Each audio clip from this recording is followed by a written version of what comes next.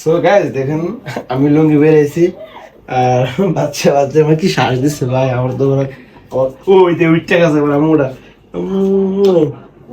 তো সবাই ভালো থাকবেন, সবাই দোয়া করবেন আমাদের জন্য। আপনাদের ভাইয়ার কি কাণ্ড দেখছেন, লুঙ্গি পরে চলে আসছে ভিডিওর সামনে। তো যাই হোক, আমাদের মেয়ের 1 মাস পূরণ হয়ে গেছে, তো আমি বলছিলাম আমাকে একটু ভিডিও করে দাও। আপনাদের ভাইয়া কি ডং শুরু করছে আমার সাথে, আমি আমার সাথে কি ফাইজলামি করতেছ, তুমি কি সুন্দর হয়ে গেছো, তুমি কি মেকআপ করতেছ। আমি তো এমন রাগে রাখছি আপনাদের ভাইয়ার সাথে, রাগ করে কথাই বলি নাই সারা রাত। এটা কি আমি ঠিক করছি? আমার তো মনে হয় না যে আমি এটা ঠিক করছি।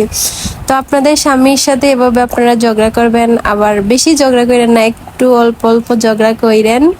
আর কি আমাদের জন্য দোয়া করবেন সবাই, যাতে আমরা সারা জীবন এভাবে থাকি। আর আমাদের কন্যা সন্তানের জন্য সবাই অনেক অনেক বেশি দোয়া করবেন।